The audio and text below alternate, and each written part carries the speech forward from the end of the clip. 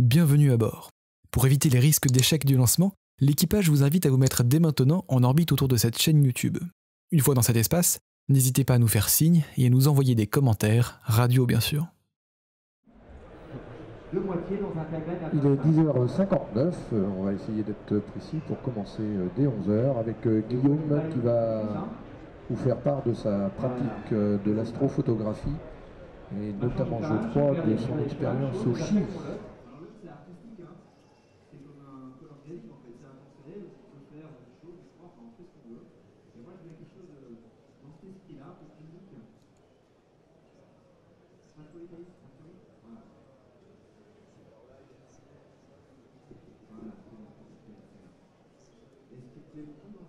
Là, c'est ce que je vais aller chercher dans les yeux en fait. Donc pour moi, les yeux c'est super important dans ce cas-là. Et donc l'éclat dans l'œil aussi est très important. 3, 2, 1. Top, il est 11h. Guillaume, c'est à toi. Eh bien, bonjour à tous. Merci donc d'assister à cette conférence dans laquelle on va parler d'astrophotographie.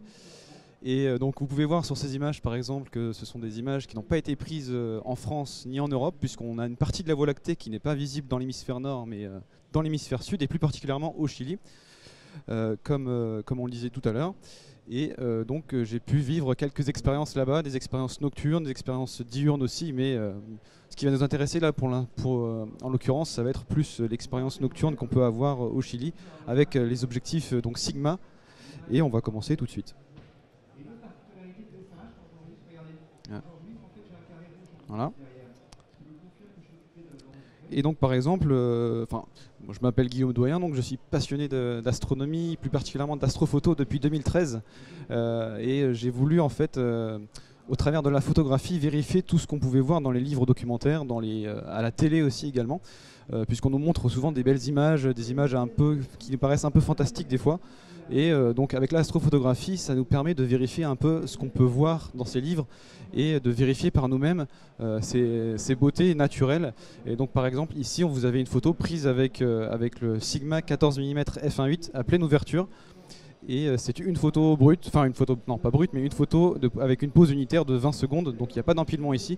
Et on va parler tout au long de cette conférence que finalement l'astrophotographie n'est pas aussi compliquée qu'on ne le croit. On peut se passer de certaines méthodes qui ont été jusqu'à maintenant utilisées, mais aujourd'hui avec des objectifs très performants, très ouverts, avec les méthodes de traitement que l'on peut avoir aujourd'hui très poussées, eh bien on peut faire des photos avec un matériel standard et avec des paramètres qui ne sont pas très compliqués. Voilà. Parmi vous, est-ce qu'il y a des personnes qui ont déjà essayé l'astrophotographie? Oui, 2, ok, 3. Et est-ce que vous continuez l'astrophotographie aujourd'hui? Ouais, ok, super. Alors oui, donc brièvement, je m'appelle Guillaume Doyen, j'ai 22 ans, je suis ingénieur jeune diplômé depuis septembre, et je fais des études maintenant en astronomie, donc je fais une thèse à l'Observatoire de Nice Côte d'Azur. Et c'est vraiment, j'essaie de vraiment mêler passion et travail en astronomie et à la fois en astrophotographie. Et depuis 2013, j'ai voulu vraiment m'investir un peu plus dans la communication. Et par exemple, par l'intermédiaire d'un blog d'astronomie d'actualité franco-anglais, Astrospace, j'ai une chaîne YouTube sur laquelle je partage des tutoriels. À la base, c'était photo et astrophoto. Maintenant, je me dirige plus vers la vulgarisation astronomique.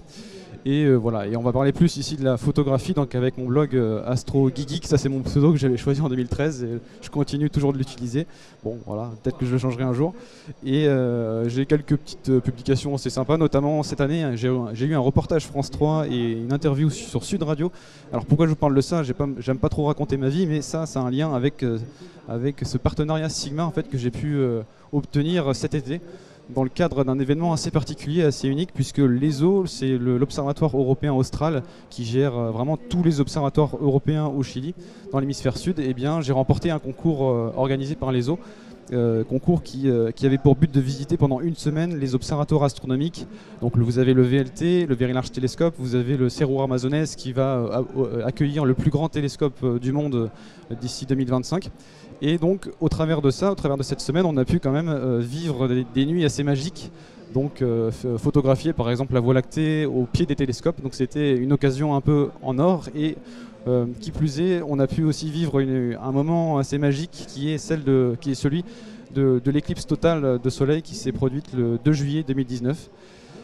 Et donc avec ça, j'ai proposé à Sigma s'ils étaient intéressés pour m'accompagner avec ce voyage, et ils ont dit il y a un grand oui, donc je les remercie et merci de m'avoir invité également aujourd'hui. Donc on va parler plus en détail de ces objectifs-là au travers de cette conférence.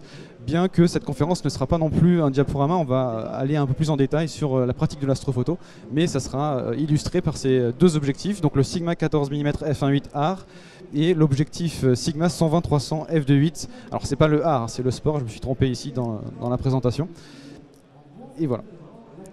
Donc toutes ces images seront prises avec ces objectifs, et en plus vous aurez quelques exemples, enfin beaucoup d'exemples avec le 18-35 mm f1.8 qui est un Sigma R également, valable, enfin utilisable sur les capteurs APS-C, et celui-là j'ai pu le tester depuis très longtemps, depuis 2017.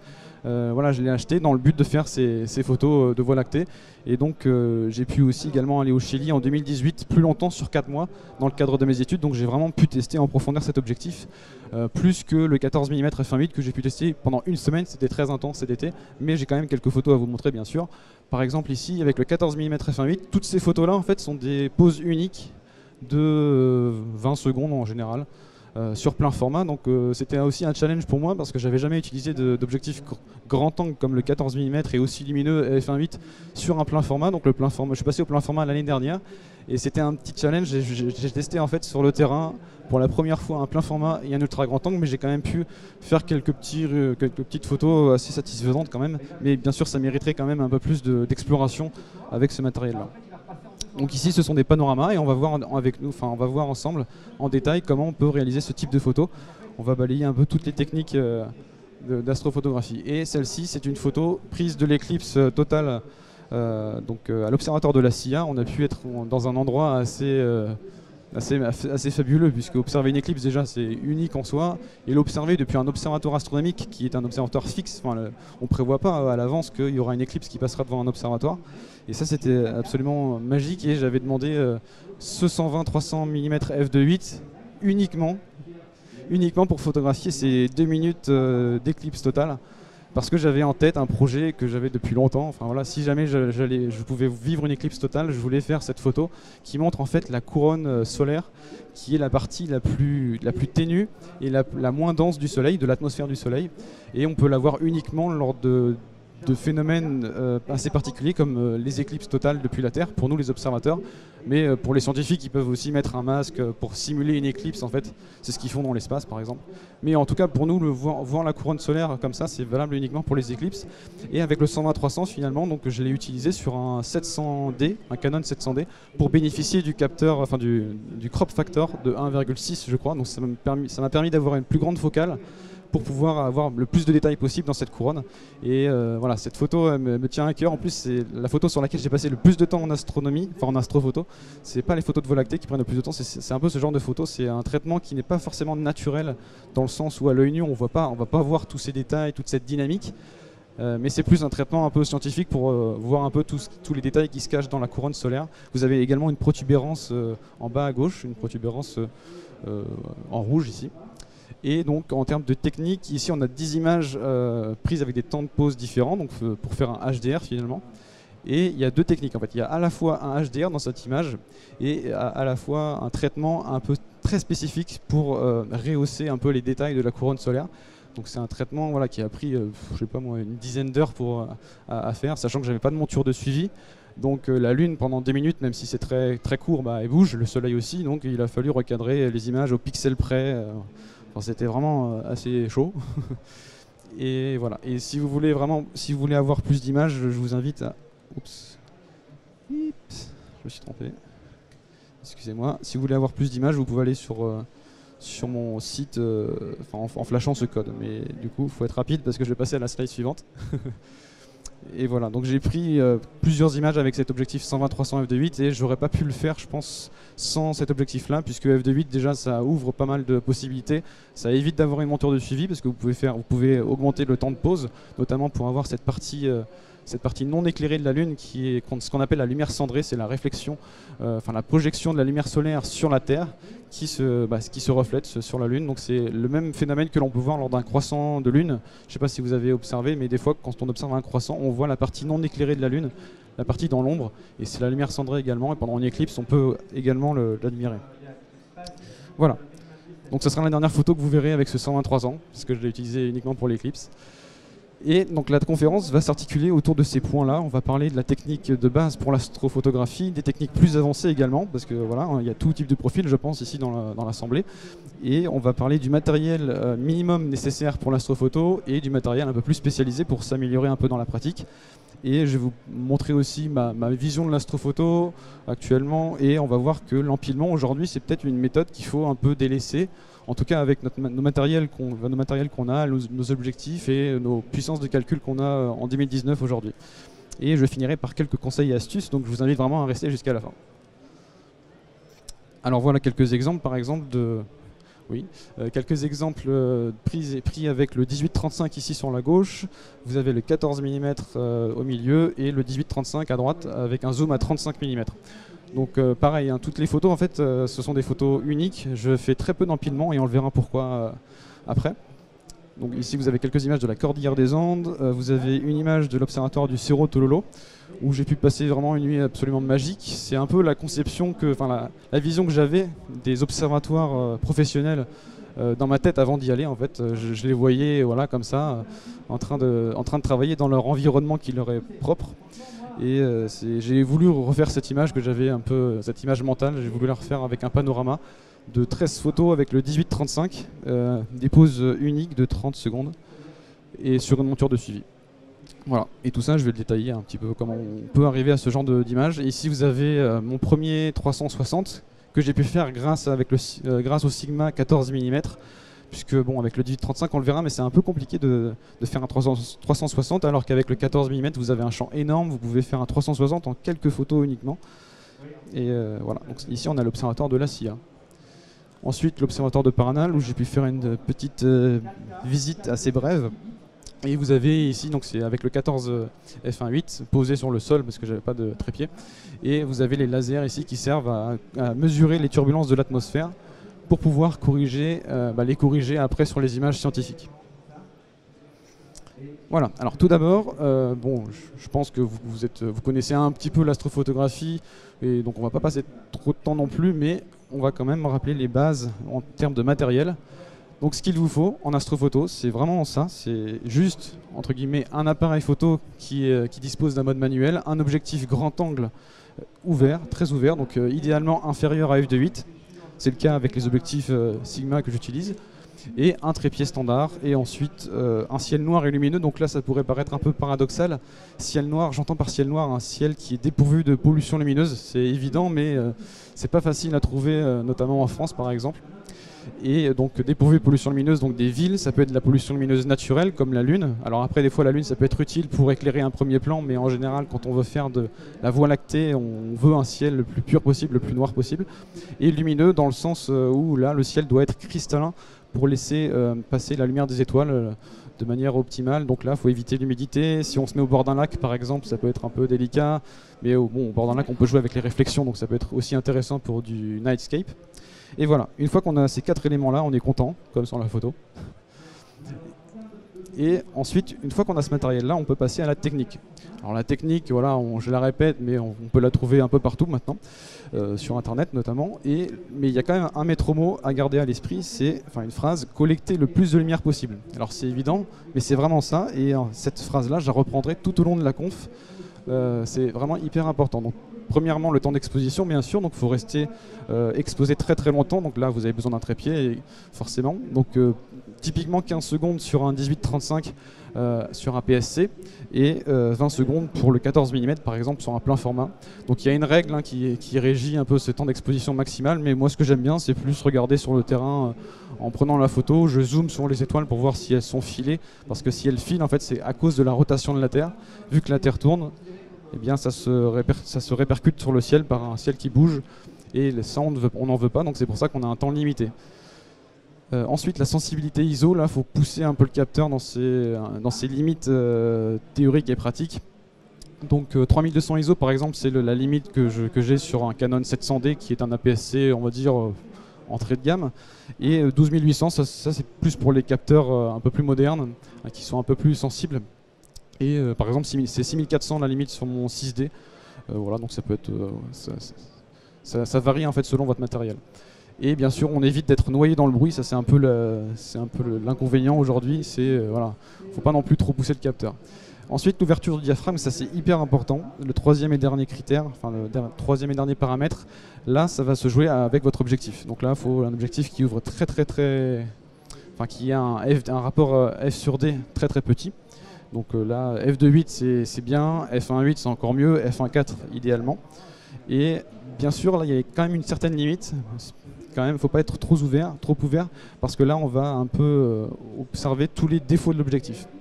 Alors, chose à noter, c'est que sur le 18-35, par exemple, f1.8, j'ai été très très surpris. C'est ça qui a fait, en fait, qui m'a dirigé vers le 18-35. C'est sa qualité absolument incroyable à pleine ouverture. Et je l'utilise depuis toujours à pleine ouverture. C'est vraiment un objectif qui est quasiment dépourvu de défauts. Enfin, j'en lui ai pas trouvé. Et pareil pour le 14 f1.8, il est très très bon à pleine ouverture. Donc des fois j'essaie de ne pas m'en priver et je les utilise à pleine ouverture. Voilà. Mais en général, sur d'autres objectifs, même sur tous les objectifs, on a quand même des défauts qui sont très très prononcés à pleine ouverture. Ensuite, ici vous avez quelques exemples de photos prises avec, donc là c'est un plein format, Sigma 14 f1.8 à pleine ouverture, 25 secondes. Donc j'avais dit que c'était le maximum, c'était 20 secondes, mais là ici vu qu'on est sur un grand écran, j'ai pas trop zoomé, on voit pas trop les étoiles qui bougent, et 6400 ISO. Ici vous avez une autre photo de la Voie lactée dans une ferme d'observatoire grand public à San Pedro de Atacama, dans le désert au Chili. Et ici c'est pareil, une photo de 20 secondes d'exposition, pleine ouverture parce que j'aime bien, et 6400 ISO, toujours avec un plein format. Ici vous avez un autre exemple avec le 18-35, pleine ouverture pour changer, f1.8, 15 secondes et 3200 ISO. Donc ici c'est un panorama, hein, puisque j'aurais pas pu obtenir autant de champs en une seule photo, un panorama de 3 images verticales. Et donc là on pourrait se dire que la couleur du ciel elle n'est pas très très très jolie, enfin elle n'est pas naturelle, mais là il faut se dire aussi qu'il y avait un croissant de lune à l'horizon, donc ça a donné cette teinte un peu bizarre au ciel. Donc ça c'est pas un effet que je recherche, mais bon là je pouvais pas non plus prendre la photo 2 heures après, donc je l'ai prise à ce moment là, mais on a l'avantage d'avoir un premier plan qui est éclairé, parce que je n'utilise pas la méthode, enfin je n'utilise pas encore la méthode de montage entre le premier plan et l'arrière-plan. J'aime bien faire les photos comme elles sont sur le moment présent. Ensuite, donc là, depuis le début de la conférence, je parle de l'astrophotographie grand champ. Mais l'astrophotographie, il y a plusieurs types, dont 2 catégories principales. Et quand on parle d'astrophoto, en général, on parle plus d'astrophoto avec un télescope. Là, on va isoler des objets du ciel profond avec beaucoup de focales, avec une caméra CCD. Souvent, on n'utilise plus d'appareil photo, avec une monture qui soutient tout le système. Mais là, je parle d'astrophotographie grand champ avec objectif, appareil photo, bien sûr. Qui présente pas mal d'intérêt comparé à l'astrophotographie plus spécialisée. Et donc voilà, pour celles et ceux qui pratiquent l'astrophotographie grand champ, pourquoi l'avez-vous choisi plus que l'astrophoto spécialisée par exemple? Il y a besoin de moins de matériel spécifique pour le grand champ que le ciel profond.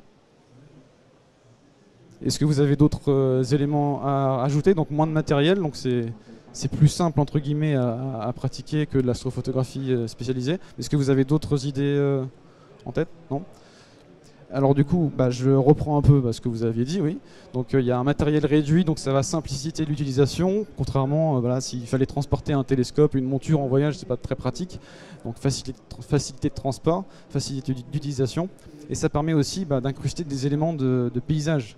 Parce que l'astrophotographie classique, c'est bien, mais il faut être un peu passionné, il faut aimer photographier des galaxies, des amas d'étoiles, des nébuleuses qui ne sont pas forcément très très parlants. On peut vite s'enlacer. Et donc du coup, avoir un élément de paysage, avoir incrusté un premier plan, ça permet de nous ramener un petit peu les pieds sur terre et de ramener un élément de référence qui parle un peu à tout le monde. Et c'est pour ça aujourd'hui que l'astrophotographie grand champ, le nightscape, les paysages nocturnes sont sont très bien reçus par le grand public, par n'importe qui, puisque ça nous parle. Et en fait, vous allez pouvoir jouer sur le premier plan. Et le premier plan, vous pouvez choisir des paysages connus, des paysages un peu moins connus. En fait, tout va se jouer sur l'endroit dans lequel vous allez photographier la Voie lactée ou le ciel étoilé. Ensuite, comme je l'ai dit, le matériel réduit, vous avez un matériel qui n'est pas réservé à l'astrophoto, puisque un appareil photo réflexe ou un appareil photo numérique et un objectif grand angle lumineux, ça c'est pas uniquement dédié à l'astrophotographie, donc vous pourrez vous en servir pour d'autres types de photos. C'était un cas personnel. En fait, j'avais acheté en 2013 mon tout premier réflexe avec un objectif standard, qui n'était pas le 18-35, et je l'avais acheté uniquement pour photographier la Voie lactée. Mais je me suis aperçu finalement que j'avais sous la main un appareil photo avec un objectif, donc je me suis un petit peu dédié, j'ai pratiqué un peu d'autres types de photos, et c'est comme ça aussi que je me suis intéressé à la photographie en général. Et la mise au point automatique aussi, c'est hyper important, puisqu'on n'a pas, sur tous les objectifs qui sont dédiés à l'astrophotographie, à la Voie lactée, on n'a pas tout le temps un autofocus. Et c'est ça en fait qui m'a dirigé vers le 18-35 f1.8 également, c'est le fait qu'il ait un autofocus. Et parce que voilà, le 18-35 il est excellent pour la Voie lactée, mais on n'a pas toujours la chance de photographier un ciel étoilé tous les jours, toutes les nuits. Donc on peut faire des photos standards en fait, de la vie de tous les jours avec cet objectif, puisqu'il a la mise au point automatique. Ensuite, on va parler de cette image, par exemple, qui a été prise avec le 18-35. Elle utilise d'autres éléments que je n'ai pas précisés dans le début de ma conférence, notamment un matériel supplémentaire qui est la monture astronomique de suivi et une technique qui est celle du panorama. Donc là, vous avez, je ne sais plus combien de photos, mais c'est pour élargir le champ du 18-35. J'ai fait un panorama et j'ai utilisé une monture de suivi, et on va en parler tout de suite, puisque le premier élément en fait qui va venir améliorer vos images de Voie lactée et de ciel étoilé, vraiment le premier matériel qu'il faudrait acheter, que je vous conseille, c'est la monture motorisée qui va compenser la rotation de la Terre pour permettre d'avoir un temps d'exposition plus long et donc plus de lumière, puisque comme je vous l'ai dit au début, le maître mot, la phrase vraiment à garder dans l'esprit, c'est collecter le plus de lumière possible. Donc la monture motorisée, elle vous permet de passer de 15 secondes par exemple d'exposition sur un 18 mm APS-C à 3 minutes, 4 minutes, 5 minutes. Après ça dépend de l'alignement de la monture avec l'axe de rotation de la Terre, mais ça vous permet vraiment de rendre votre créativité, surtout la luminosité de la Voie lactée va être nettement améliorée. Vous augmentez le piqué de l'image, bien sûr, puisque là les étoiles vont ressembler à des points et plus à des patates étalées avec un trépied. Et ça permet aussi d'augmenter la qualité d'image, dans le sens où si votre objectif n'est pas bon en pleine ouverture, pour X raisons, eh bien vous allez pouvoir le fermer pour limiter un peu les aberrations de coma, de vignettage, etc. Mais étant donné que vous allez compenser cette perte de diaphragme par un temps d'exposition plus long, en fait il y aura un résultat qui sera meilleur, qui sera similaire. Voilà. Alors bien sûr il y a quelques inconvénients, notamment le fait que ça va ajouter un flou sur le premier plan de votre image, puisque là, étant donné qu'on va suivre le ciel, eh bien on va plus suivre la rotation de la Terre. Donc là c'est le premier plan qui va être flou à son tour et plus le ciel. Donc ça nécessite d'utiliser des méthodes un petit peu plus compliquées, notamment d'assembler un premier plan qui est lui net, que vous avez pris avant la Voie lactée ou après. Donc là vous éteignez votre monture de suivi avec un trépied fixe également. Vous pouvez faire ce type d'image et vous prenez votre premier plan qui est fixe, ensuite vous activez, vous mettez sur on la monture de suivi motorisée et vous allez faire un panorama où vous allez prendre le ciel séparément et ensuite vous allez l'assembler sous Photoshop par exemple. Donc ça c'est des techniques qui sont un peu plus compliquées et voilà, donc c'est moins naturel entre guillemets, l'effet est moins immédiat aussi parce que vous devez attendre d'être sur l'ordinateur pour avoir le résultat. Et un autre inconvénient, c'est la mise en station. La mise en station de la monture, là c'est un peu plus un peu plus technique, donc il faut s'y habituer, notamment dans l'hémisphère sud par exemple. Il m'est déjà arrivé, étant donné qu'on n'a pas l'étoile polaire dans l'hémisphère sud, donc là pour aligner la monture c'est un peu plus compliqué, on n'a pas de repère visuel, et j'étais dans le désert d'Atacama, j'avais prévu d'observer un peu toute la nuit, déjà ça m'a pris 40 minutes pour prendre la première image de la soirée, donc ça a un petit peu gâché la soirée, donc même avec depuis quelques années d'expérience, on peut toujours se tromper avec la mise en station. Donc voilà, donc ce type d'image qu'on peut faire typiquement avec une monture équatoriale motorisée de voyage. Donc c'est un tout petit boîtier comme ça, qui pèse 1,2 kg, 1,3 kg, donc très très léger, et qui vous permet d'étendre votre temps d'exposition. Donc là c'est pas énorme, là c'est 30 secondes. Mais voilà, donc vous voyez très bien que les étoiles sont très nettes, très piquées. Et le premier plan n'est pas très flou. Là j'étais à 30 secondes, on a le dôme qui est à 20 mètres au-dessus, c'est un dôme d'un observatoire qui est à 20 mètres au-dessus de nous, et forcément si on se colle à l'écran on va voir que c'est un petit peu flou, mais ça reste très léger et négligeable en tout cas. Ici vous avez un autre exemple, alors là j'ai exposé un peu plus longtemps, 45 secondes, mais là par contre on voit que le premier plan est très flou, on voit que l'horizon il n'est pas très net. En revanche, on a vraiment beaucoup plus de détails sur le ciel. Donc la monture motorisée, finalement, ça vous permet d'augmenter les détails sur le ciel, mais ça ajoute un effet indésirable sur le premier plan qui ajoute le flou. Voilà. Donc ici, on a les nuages de Magellan qui sont très connus dans l'hémisphère sud, qui sont des galaxies satellites à la Voie lactée. Donc là, finalement, on photographie plus la Voie lactée, mais ses compagnons. Et vous avez ce phénomène orange qui n'est pas de la pollution lumineuse, mais c'est de l'airglow. C'est un phénomène similaire aux aurores boréales, mais attention à prendre avec des pincettes, c'est pas du tout les mêmes origines, mais c'est un petit peu le même effet visuel, en beaucoup moins lumineux. Donc il est orange dans l'hémisphère sud, il est plus vert dans l'hémisphère nord, notamment en France on peut le voir vert. Et voilà. Et ici par contre le jaune c'est la pollution lumineuse en bas. Voilà. Alors ensuite, une fois que, donc, pour revenir à la monture motorisée, finalement c'est le compagnon idéal que j'utilise depuis plus d'un an maintenant avec le 1835 f1.8, puisque ça permet de vraiment d'étendre un peu vos capacités, vos performances, vos résultats en astrophoto, et c'est vraiment un outil qui est indispensable pour moi à l'heure actuelle, avec le 1835 et avec d'autres objectifs bien sûr. Et maintenant on va passer à une méthode qui est similaire mais plus logicielle. Donc là, avec un empilement logiciel, vous pouvez reproduire le même effet qu'une monture de suivi, mais de manière logicielle. Donc là, il faut encore une fois attendre le résultat sur ordinateur pour obtenir les images qui auront un signal plus élevé, puisque là, l'empilement logiciel consiste à prendre une série d'images sur le site. Vous prenez, je sais pas, 10, 20 images de 15 secondes, 20 secondes. Donc là, vous êtes toujours limité par la rotation de la Terre, donc vous ne pouvez pas faire des pauses de l'ordre de la minute. Mais après, le logiciel, lui, il va se focaliser sur la détection des étoiles. Il va analyser chacune des images, analyser le déplacement des étoiles, calculer leur décalage et ensuite moyenner toute cette pile d'images. Moyenner pourquoi? Parce que ça va vous permettre de simuler un temps d'exposition total qui sera égal à la somme de chacune de vos images qui auront servi pour l'empilement. Et en moyennant, donc le fait de moyenner, finalement, ça va permettre de réduire tous les artefacts, tous les changements rapides d'une image à l'autre.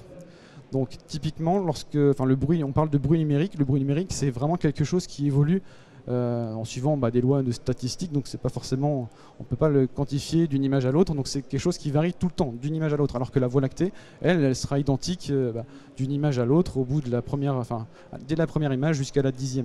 Donc le Moyen-Âge va permettre de réduire ce bruit numérique, il va permettre de réduire également si vous avez un météore ou une étoile filante qui passe pendant votre série d'images, donc ça l'effet sera atténué parce que c'est le météore. C'est quelque chose de ponctuel et qui ne sera pas permanent sur toute la pile d'images. Et ça permet de réduire aussi les traînées d'avions par exemple, donc il y a pas mal d'avantages. Et voilà, c'est ce que j'ai dit ici, ça augmente le rapport signal à bruit, c'est quelque chose qui est très utilisé dans l'astrophotographie plus classique. Et ensuite j'ai déjà dit le troisième point. En revanche, ici c'est pareil que la monture de suivi motorisé. Là vous allez simuler finalement un suivi avec le logiciel, donc vous allez avoir un premier plan flou, c'est la même histoire. Donc pareil, empilement, assemblage, photo blending avec Photoshop par exemple. Donc c'est un processus qui est plus long, donc c'est moins instantané finalement que d'avoir une monture de suivi, mais ça coûte beaucoup moins cher. Et l'effet est vraiment négligeable sur certaines images dans différents cas de figure. Et ça, l'empilement, je ne sais pas si vous connaissez l'astrophoto depuis longtemps, mais c'est quelque chose que l'on pratique beaucoup, notamment en astrophoto classique. C'est une méthode un peu qui devient automatique, mais je vais vous montrer pourquoi. aujourd'hui, maintenant, on n'est plus forcément obligé de faire de l'empilement. Déjà, notamment parce que c'est compliqué, et enfin, un peu plus compliqué que de prendre une photo classique, et aussi parce que le résultat est parfois décevant ou surprenant. Donc là, petite question. Parmi ces deux images, laquelle est une image empilée? Donc empilée, ça veut dire plusieurs minutes, plusieurs dizaines de minutes. Et laquelle de ces deux images est une image simple, enfin de quelques secondes, enfin une photo unitaire? Empilé à gauche. Alors oui, vous avez raison, empilé à gauche, puisque ici, à gauche, vous avez 64 images de 60 secondes empilées, et vous avez à droite une image de 60 secondes. Et personnellement, je trouve que, enfin, je suis assez déçu du résultat sur la gauche, parce que finalement, avec une image classique, on a un résultat qui est surprenant du fait des 60 secondes, et aussi parce que, je ne sais pas si on voit très bien à l'écran, mais en tout cas, moi je vois qu'il y a des structures sur la droite, ici. Ah ouais, non, on ne voit pas pareil que sur l'écran d'ordi, donc c'est un peu plus dur. Donc là, on voit normalement de l'airglow sur l'image de droite, alors que l'airglow a complètement disparu. Forcément, c'est quelque chose qui varie dans le temps, donc le Moyen-Âge le supprime. Mais on a moins de couleurs, enfin, en tout cas sur l'écran ici, il y a moins de couleurs que sur l'image de gauche. Je ne sais pas si on voit très bien. Si. Et donc on va faire un petit zoom.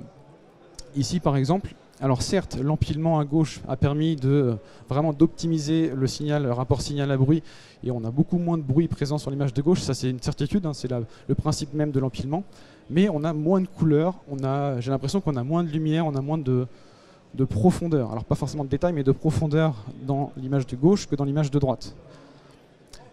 Notamment, on perd des couleurs au niveau de RAW Ophicuit. Là. Ici, on a un amas stellaire et un amas de poussière qu'on n'a pas ici et qu'on a plus sur la droite.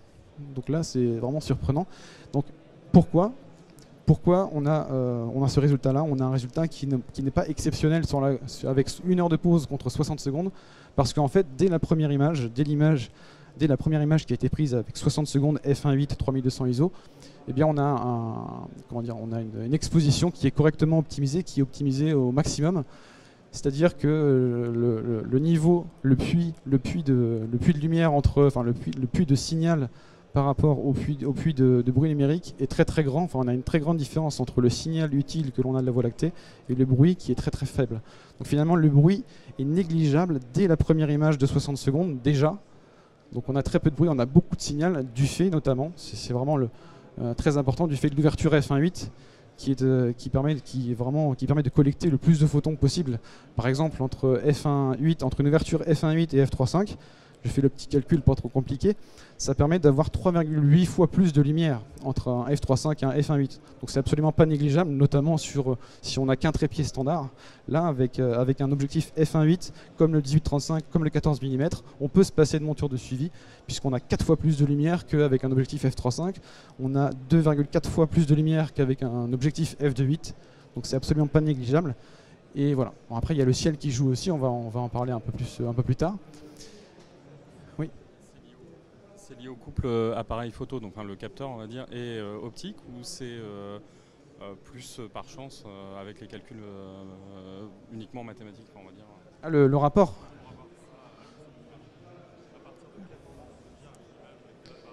Oui. D'accord. Bon, en fait, ça on a des indicateurs, notamment sur l'histogramme, je vais y venir à la fin. On sait que on sait quand la photo est correctement exposée, quand est-ce qu'elle est optimisée au mieux au niveau du signal Voie lactée. Donc en fait, finalement, l'appareil photo, je vais y venir après, n'a pas forcément, le boîtier en lui-même n'est pas forcément un critère de choix. En fait, c'est plus l'objectif, plus le ciel, on verra juste après. Donc voilà. Donc bien sûr, là, on a plus de détails sur l'empilement, puisque les étoiles sont ponctuelles, puisque la turbulence atmosphérique, c'est quelque chose qui varie très rapidement avec le temps. Donc le Moyen-Âge, ça permet de s'en passer. Mais voilà, donc je suis un peu resté sur ma faim. Je me suis dit que l'empilement, finalement, pour des cas particuliers, lorsqu'on a beaucoup de signal dans la Voie lactée, lorsqu'on a un objectif qui ouvre énormément, eh bien finalement une image simple et correctement contient déjà une très grande partie du signal de la Voie lactée. Donc l'empilement n'est pas nécessaire selon mon avis. Ensuite, pareil, où est l'image empilée? Donc là, c'est peut-être aussi facile que tout à l'heure. Mais avez-vous une idée? Donc celle de gauche, celle de droite? Image empilée à droite? À gauche? Eh bien oui, c'est toujours à gauche, l'image empilée. Donc ici j'ai choisi en fait un logiciel différent parce qu'on pourrait dire c'est peut-être le logiciel qui met en défaut l'image et l'empilement, mais en fait non, ici j'ai choisi Cyril qui est un logiciel gratuit pour l'empilement. Avant j'avais choisi Deep Sky Stacker qui est un logiciel très connu et très très bien aussi, mais dans certains cas, dans les cas où on a beaucoup de signal dans la Voie lactée dès la première image, donc ici à droite c'est une image de 2 minutes je pense, sur moteur de suivi, eh bien on a plus de profondeur, on perd moins d'informations qu'avec l'empilement. Ça c'est étonnant, pourtant j'ai appliqué le même traitement sur Lightroom, sur Photoshop, mais j'ai un résultat qui est moins bon. Là on a des couleurs un peu bizarres sur les étoiles, alors certes le bruit est est optimisé, là on a un très faible niveau de bruit, mais on perd des informations, notamment sur les couleurs de la nébuleuse de la lagune ici, et voilà, donc c'est pas très encourageant, et ça s'explique du fait qu'on a beaucoup de signal dès la première image. Et au travers de tous les processus de traitement des logiciels, on a une perte d'informations parce qu'on convertit notamment, on passe des RAW en TIFF, après il y a plusieurs étapes intermédiaires, alors que si on va traiter l'image dès sa source, si on va traiter le fichier RAW dès le début, on peut obtenir des meilleurs résultats. Voilà, j'ai mis après, mais ici on a 10 minutes de temps de pause à gauche et contre une seule fois 120 secondes à droite.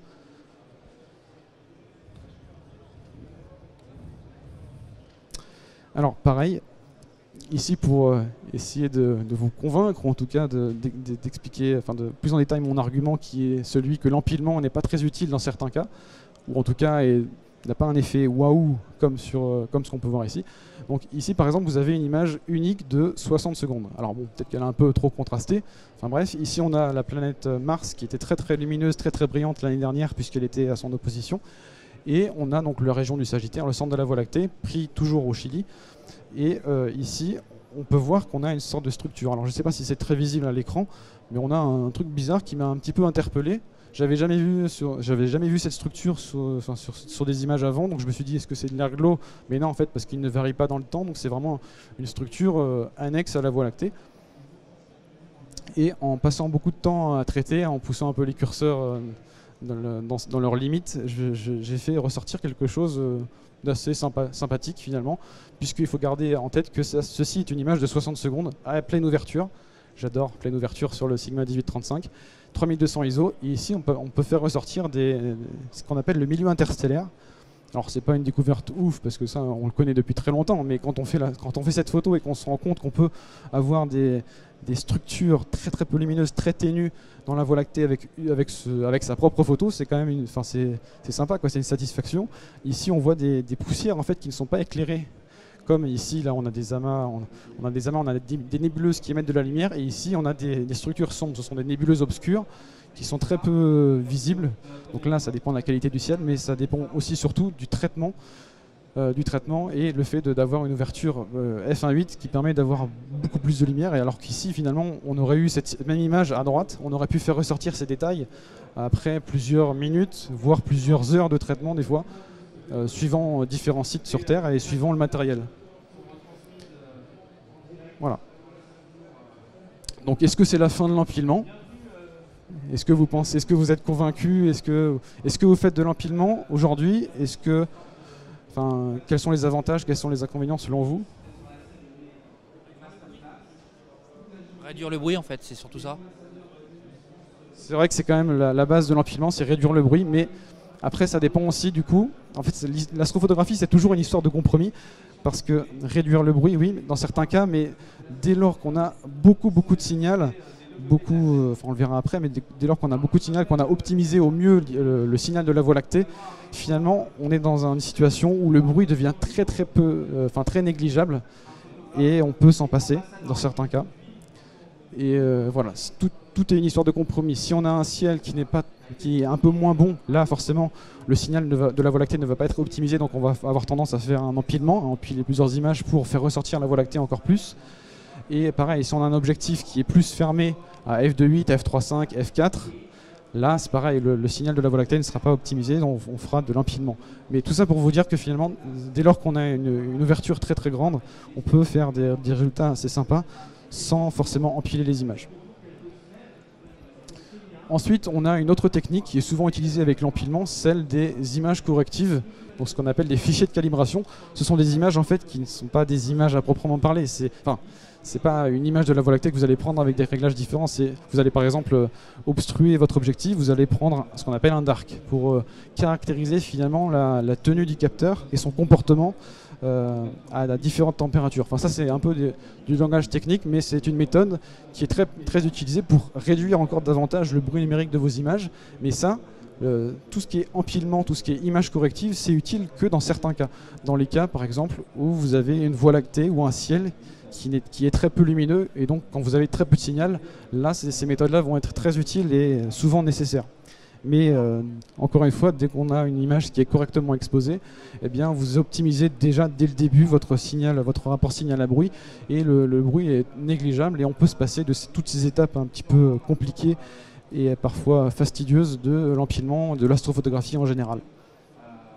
L'inconvénient, c'est que je l'ai dit, c'est un processus long et fastidieux, et ce n'est pas justifié. En tout cas, c'est pas utilisé sur des images grand champ, puisque là, on a des objectifs aujourd'hui qui ouvrent à f1.8, alors que sur des télescopes, là, on n'a pas des télescopes à f1.8, on a des télescopes à f4, f5, f6, f7. Donc là, forcément, par le matériel, on va être limité en termes de collection de lumière.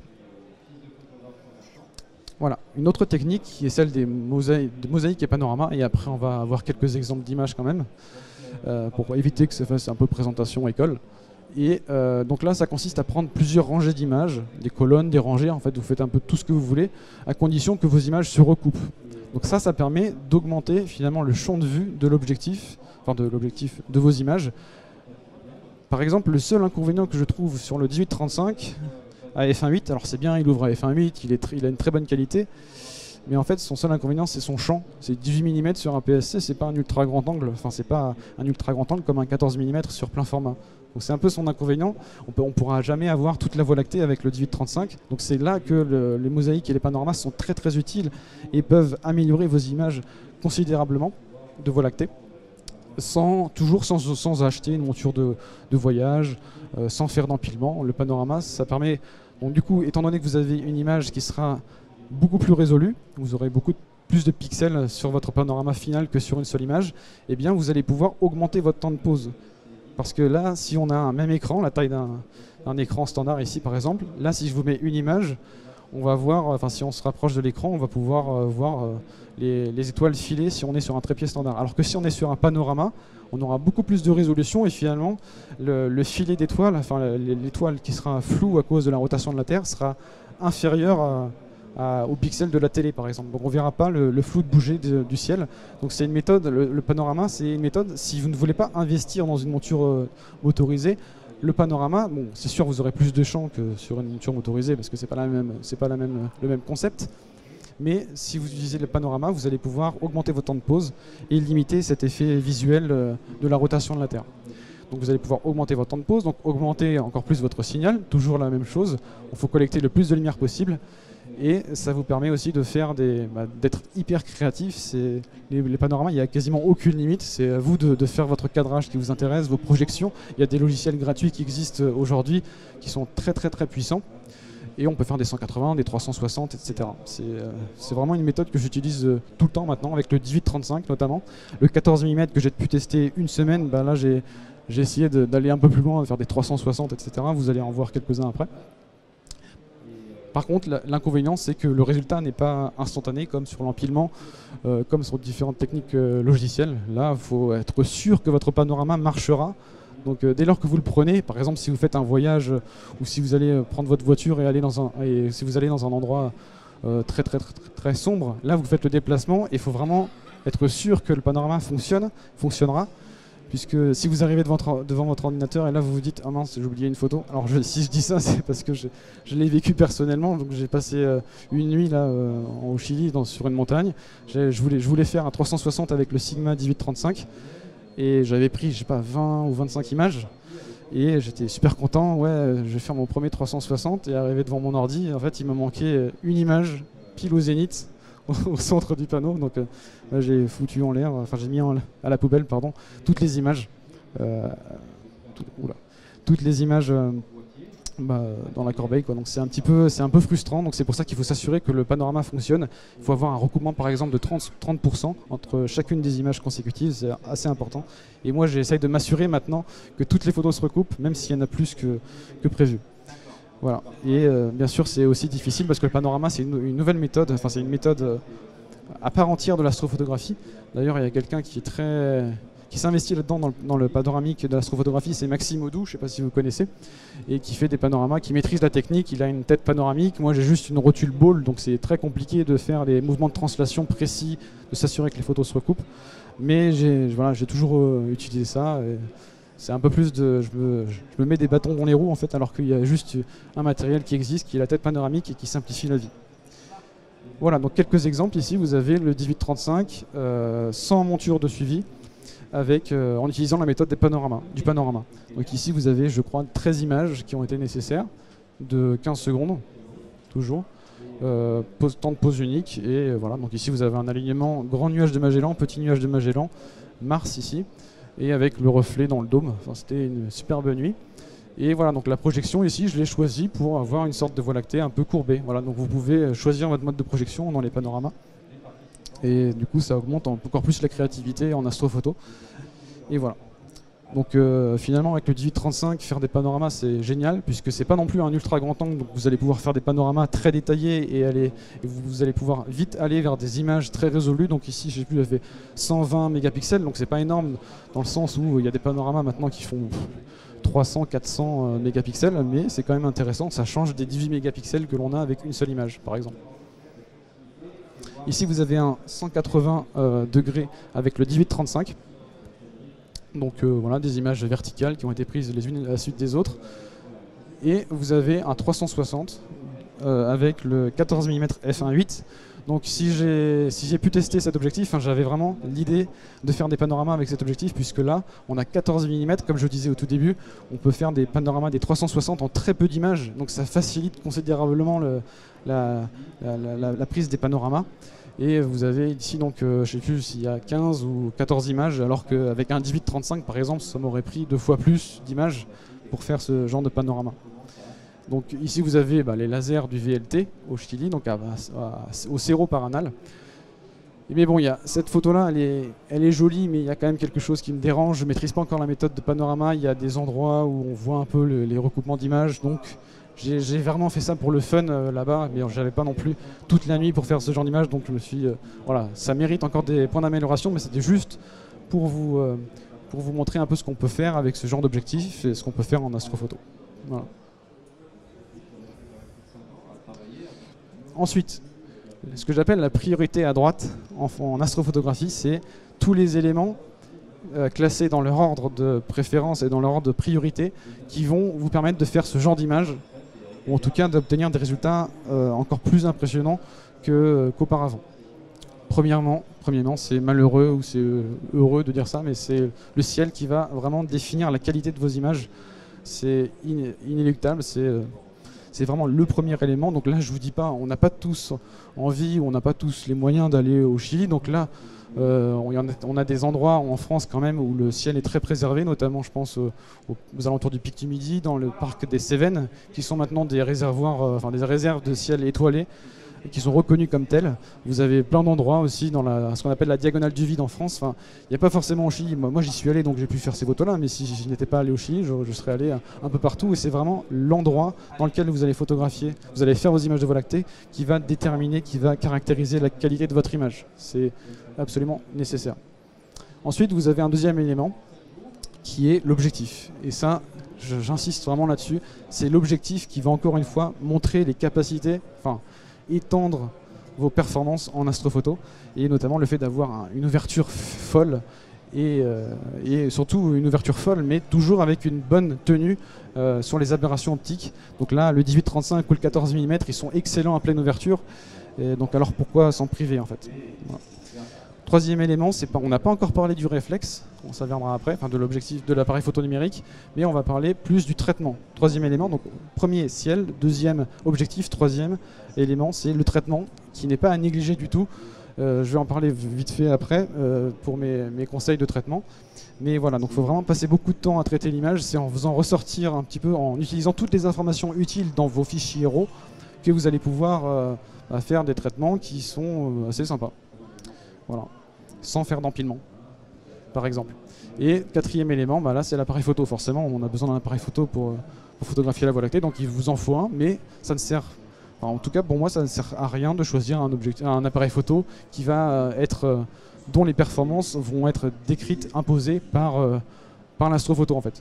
Pour faire l'astrophoto, il faut d'abord choisir le ciel, il faut choisir un endroit convenable, l'objectif, et ensuite l'appareil photo vient à la fin. Voilà, donc un récapitulatif de tout ce que je viens de dire. Alors peut-être que cette question-là, je vais la passer parce qu'il ne me reste plus beaucoup de temps. Et ensuite, mes conseils que je vous donne, c'est tout d'abord d'utiliser, comme je l'ai dit, tout le potentiel de votre matériel. C'est vraiment en maîtrisant le matériel qu'on va s'apercevoir que finalement, avec du matériel standard, on peut faire des photos satisfaisantes. Donc par exemple, moi j'avais commencé avec un appareil photo, ma réflexe, avec un objectif, avec un trépied. Ça c'est vraiment le matériel de base quand on débute l'astrophoto. Mais finalement, je suis revenu après plusieurs années avec le même matériel. Parce qu'il y a plein d'avantages, on a parlé des nightscapes, pourquoi c'est important, pourquoi c'est esthétique. Et je suis passé aussi par l'étape télescope, caméra, enfin pas caméra CCD mais appareil photo, télescope, monture. Mais je me suis aperçu que le nightscape c'était vraiment top. Et donc du coup c'est pas... Enfin voilà, on débute avec ce matériel-là et on peut après s'améliorer perpétuellement, toujours avec le même matériel. Et voilà, donc ce que j'ai dit là, le 18-35 il est top à f1.8, pareil pour le 14 mm, donc faut vraiment les utiliser lorsqu'ils sont excellents à cette ouverture-là. Ensuite, donc là j'en ai parlé tout au long de la conférence, vraiment le point essentiel s'il fallait retenir une seule chose de cette conf pour améliorer vos photos, c'est d'optimiser l'exposition de vos images.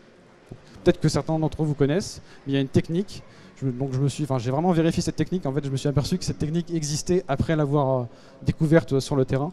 C'est vraiment d'exposer à droite vos images de Voie lactée. Donc c'est-à-dire que vous allez décaler l'histogramme de votre photo à droite. Donc l'histogramme c'est quelque chose que vous pouvez non seulement avoir après sur un logiciel, mais vous pouvez l'avoir direct après avoir pris votre image sur votre appareil photo. Donc il ne faut pas hésiter à l'afficher dès que vous avez pris votre photo. Parce que par exemple ici j'avais pris une image avec une ouverture f2 avec le 18-35 sur une monture de suivi donc à 60 secondes. Et bon, le rendu sur l'écran du réflexe était très bon. Donc j'étais pas déçu, mais je me suis dit on va quand même essayer de faire un peu mieux, quitte à être à la limite de la saturation.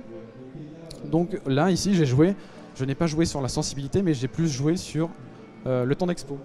Vu que j'avais une monture de suivi motorisée, j'ai pu augmenter à 2 minutes. Et à 2 minutes on voit que l'histogramme, cette forme de gaussienne, de cette forme en cloche, et alors le centre de cette cloche il n'est pas totalement à droite, parce que là du coup on serait complètement surexposé. Mais on va vraiment mettre le bord de cette cloche sur la droite, à la limite de la saturation. Pour là vous vous assurez vraiment que votre signal de Voie lactée, votre signal du ciel, il est optimisé. Et là, c'est top. Là, on est hyper content. Alors bien sûr, on ne peut pas faire ce type de méthode avec un trépied standard, mais il faut vraiment...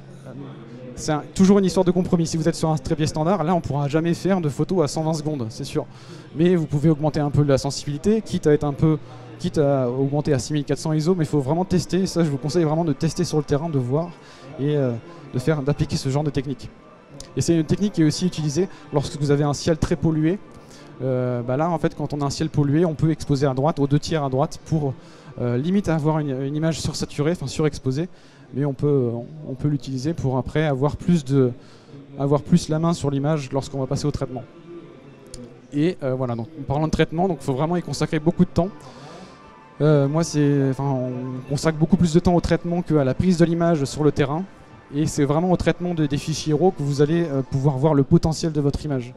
Sur l'écran, on ne s'en rend pas forcément compte, mais après on peut obtenir des résultats, on peut transformer complètement votre image, alors sans trop d'excès bien sûr, mais on peut la transformer et avoir un résultat qui est bluffant à la fin, juste avec une image avec un temps d'expo unitaire. Par exemple, j'ai appuyé trop. Par exemple, moi pour traiter mes images, j'utilise 3 étapes, 3 logiciels, parce que je suis convaincu en fait qu'il n'existe pas un logiciel parfait pour l'astrophotographie, et j'utilise en fait le meilleur des mondes de chaque logiciel. J'utilise tous les points forts de chaque logiciel. Donc par exemple, je vais utiliser DxO Optics Pro, qui est un logiciel très très puissant pour le débruitage des images. Je vais l'utiliser en premier, ça va être la première étape de mon traitement, pour débruiter, pour nettoyer l'image complète. Ensuite, j'utilise Lightroom pour faire des retouches voilà, simples, standards. Et maintenant, je passe aussi beaucoup de temps sur Photoshop, qui propose des outils très très complets pour pouvoir retoucher tout ce qui est courbe RVB, contraste, etc. Mais ça, par contre, du coup, les résultats qui sont un peu plus esthétiques, les résultats qui sont, enfin les paramètres qui sont esthétiques et qui sont un peu destructifs, je les fais vraiment à la fin. Il ne faut pas dégrader tout de suite l'image, il ne faut pas appliquer du contraste au tout début, il faut vraiment le faire à la toute fin pour conserver le plus d'informations possible de votre Voie lactée. Ensuite, quelques exemples. Donc ici, avant traitement, donc ça c'est l'image que j'avais sur mon écran de réflexe. Alors là, ça pète un peu les yeux lorsque vous êtes habitué à l'obscurité en pleine nuit. Là, vous regardez ça sur votre écran de réflexe, vous dites oh là là, c'est trop saturé. Mais en fait non, parce que ici on s'est placé toujours à la limite de la surexposition. Et après, en traitement, vous l'avez vu cette image, on peut en ressortir, on peut faire ce genre de choses avec 60 secondes d'exposition, pleine ouverture, etc. Voilà. Une autre image avec le 14 mm. Ici, on a une seule photo de 20 secondes brute. Et après traitement, donc après bon, le traitement c'est propre, il est propre à chacun, mais voilà ce qu'on peut faire avec un traitement classique. On peut faire ressortir pas mal de choses dans la Voie lactée juste avec une pause de 20 secondes à pleine ouverture. Voilà. Voilà, donc j'espère que j'ai pas été trop long, j'espère que j'ai un peu balayé un peu toutes les techniques d'astrophoto. Et donc si vous voulez, vous pouvez retrouver un peu plus de choses, plus d'images, parce que là je me suis concentré plus sur les conseils, les astuces, parce que j'aime bien aussi avoir partagé mon retour d'expérience là-dessus. Et vous pouvez retrouver plusieurs images, des tutoriels de traitement de Voie lactée sur ma chaîne YouTube par exemple, Instagram, Twitter, etc. Toute la panoplie. Et ici, en flashant ce code, vous allez pouvoir accéder au dernier projet que j'ai eu sur ma chaîne, enfin dernier projet photo, qui est une compilation de timelapse de Voie lactée pris au Chili l'année dernière. Donc j'avais plus de temps pour vraiment faire beaucoup de travail photo, donc vous pouvez aller voir ici. Mais c'est visible du coup sur ma chaîne, donc si vous fouillez un peu sur ma chaîne, vous pouvez les retrouver aussi. Merci à vous, merci à Sigma, merci à vous d'être présent pour cette conférence. Donc tout à fait, je pense que Guillaume mérite les applaudissements. Si vous avez quelques questions, Guillaume reste encore là le temps qu'on fasse les changements techniques pour toujours voyager dans le ciel, puisque juste après, Thibaut Marot va nous emmener toujours dans les ciels, mais cette fois-ci de Norvège. Donc n'hésitez pas, Guillaume reste à votre disposition 5 minutes pour dialoguer avec lui. Merci. Bon sac bien sympa, bien baroudeur. Bon sac, là par exemple, c'est un Kito qui est